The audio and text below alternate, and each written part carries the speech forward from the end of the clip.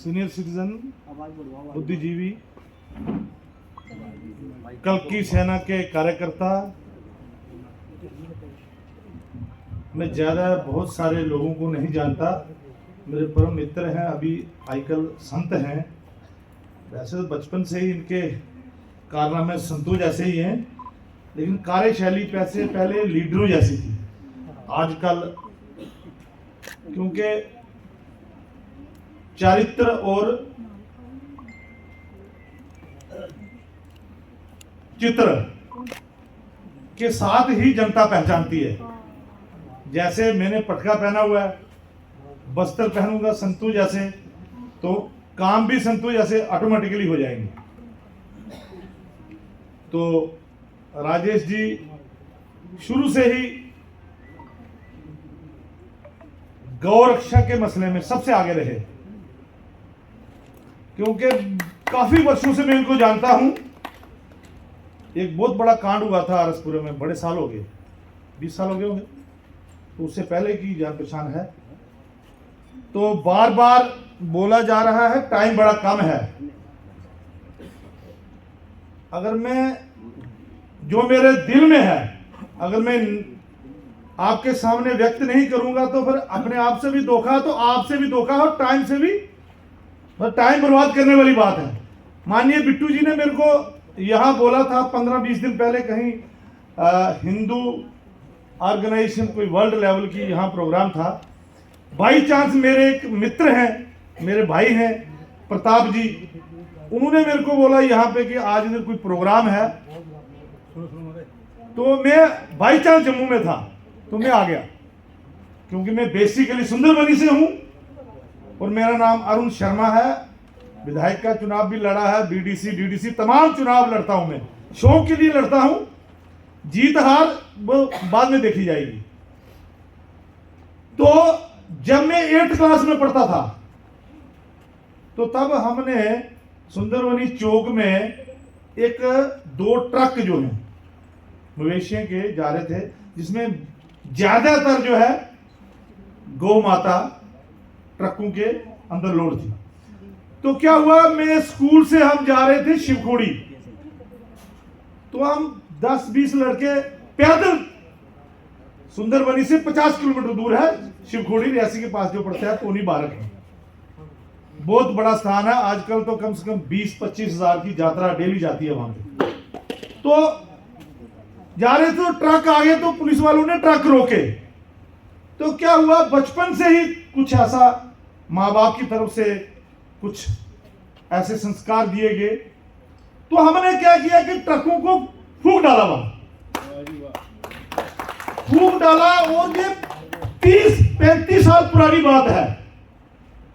तो 30-35 साल से हमारे ऊपर केस चल रहा है।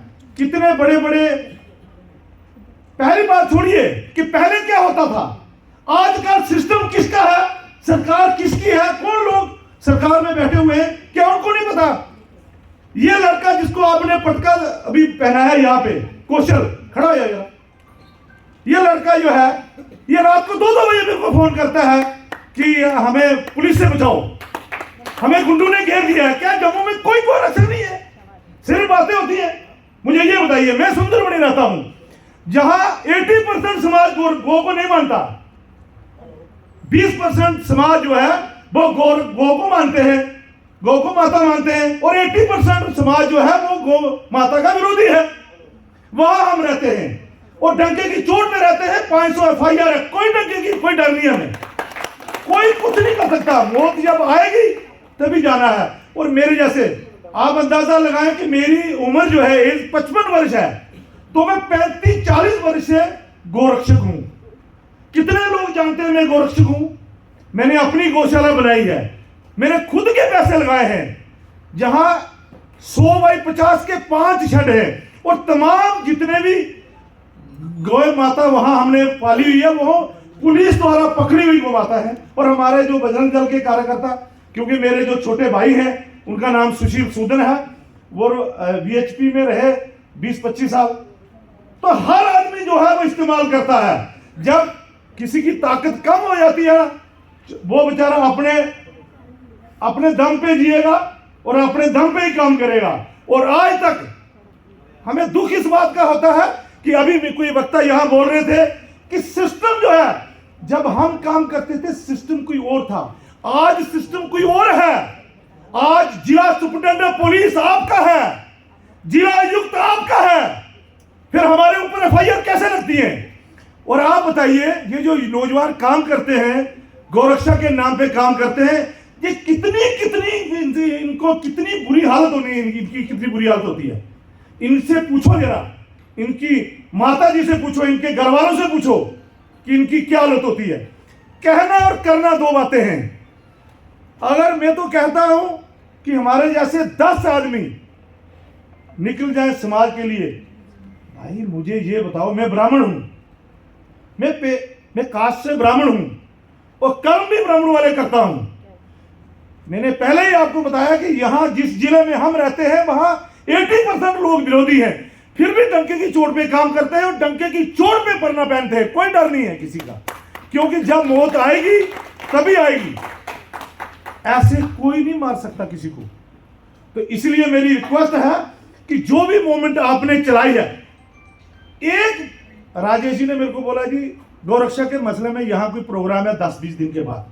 मुझे दिमाग में था कि प्रोग्राम है, मैंने जाना है। और मैं रात को, देखिए कल मैं सुबह शिवखोड़ी था, कल फिर यात्रा आई बूढ़ा अमरनाथ, वो पूरा ऑर्गेनाइज हम ही करते हैं, वहां रहा, वहां से फिर मैं रात को यहां आया।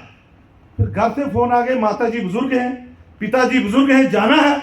लेकिन मेरे दिमाग में आया, राजेश ने मेरे को बोला है, माता जी ने कल प्रोग्राम है, मेरे को प्रताप जी ने भी बोला प्रोग्राम है कल आना, लेकिन मुझे पता है कि मैंने आना है। मैंने कोई यहाँ आके नेतागिरी नहीं करनी है। मैक्सिमम फेसिस चेहरे जो हैं मेरे को नहीं जानते, ना ही मैं इनको जानता हूँ। जो सामने महंत जी बैठे हुए हैं, जो सुंदरबनी में बड़े बार कथा करके आए हैं, हम भी इनको जानते हैं, राजेश जी जानते हैं, बड़े सारे मेरे चार्ट साहब भी, मैं इनको भी जानता हूँ, ये भी मेरे को जानते हैं, और बड़े सारे चेहरे मेरे को जानते होंगे, लेकिन मैं मैक्सिमम जो चेहरे यहाँ बैठे हुए हैं मैं नहीं जानता।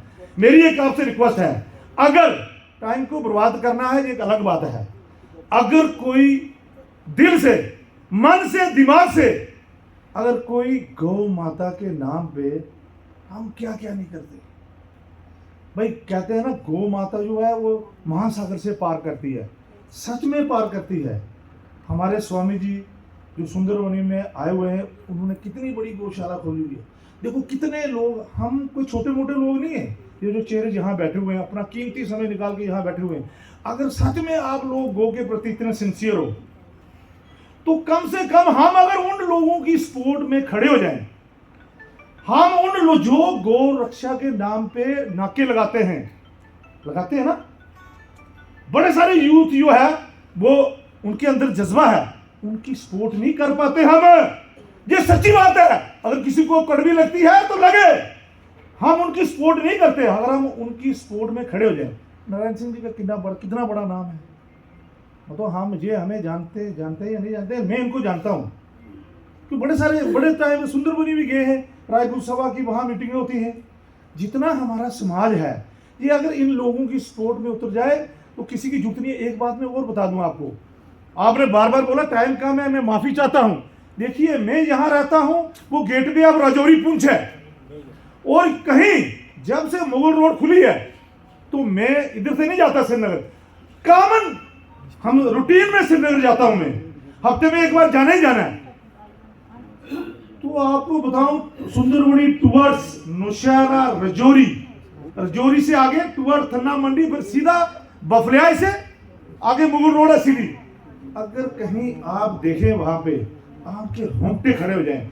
बफलियाई से, थन्ना मंडी से आगे, बफलियाई तो दूर है, थन्ना मंडी से आगे जो हरकतें होती हैं, जो कार्रवाइयां होती हैं, शरेआम गौ को काटा जाता है। तो एक पर्चा थन्ना मंडी, एक पर्चा सुरकोट, एक पर्चा बफलियाई, हमने कितने ही पर्चे लगाने हैं। कल तो बीवी भी भाग जाएगी, माँ बाप भी छोड़ देंगे, तो कोई परिवार है ना, परिवार में रहते हैं, हम संत नहीं है, हम तो गृहस्थी हैं। तो मेरा कहने का मतलब है, जो हालत, मैं डीआईजी को पूछता हूं, भाई आप तो अपने आप को बोलते हो यार ऐसा है वैसा है, ये क्या है? ये जो लाइनें लगती हैं, सौ गाड़ी 207 जो छोटी गाड़ी होती है, 100 गाड़ी जो है एक रात को जाती है। क्या पुलिस को नहीं पता? क्या एडमिनिस्ट्रेशन को नहीं पता है ये गौ के साथ क्या हो रहा है? इसलिए ये बातें जो है ये कहने वाली है, और अगर इस पे सही में अमल किया जाए तो हमारी तरफ से तन मन धन 2-3 नाके हैं। नगरोटा नाका है, सुंदरबनी का नाका है, इधर से तो आती है ना, इधर जाएंगी नहीं। ये ग्वाल में जो गौशाला है, मैं 3-4 बार मैंने चक्कर लगाया वहां, और जब ये शुरू हुई थी बड़े सारे लोग अपने लोग हैं वहां पे। तो ऐसे ही गौशाला एक हमने अखनूर खुलवाई है, मोहनलाल, बड़े सारे अच्छे पुलिस अफसर भी है, मोहनलाल शर्मा जो एसपी रहे, उन्होंने उनके अपने प्रयासों से गौशाला अखनूर में खुली, उनके ही प्रयासों से गौशाला नौशहरा में खुली, और उनके ही प्रयासों से। कहने का मतलब कि ऐसे ही लोग जो हैं, जो सिस्टम में बैठे हुए हैं, वो अगर सपोर्ट करेंगे तो बहुत सारी गौशाला खुलेंगी। और कोई बड़ी बात नहीं है गौ को पालना, कोई बड़ी बात नहीं है। सिर्फ मन में, दिमाग में और मन में होना चाहिए कि हमने ये काम करना है। तो जैसे महंत जी ने बोला कि आपने आना है तो मैं आ गया हूं, तो मैं 10 लोगों को और जोड़ूंगा ना अपने साथ, क्यों नहीं जोड़ूंगा? तो हम आपके साथ हैं, तन मन धन के साथ। जय हिंद, जय भारत। शुक्रिया।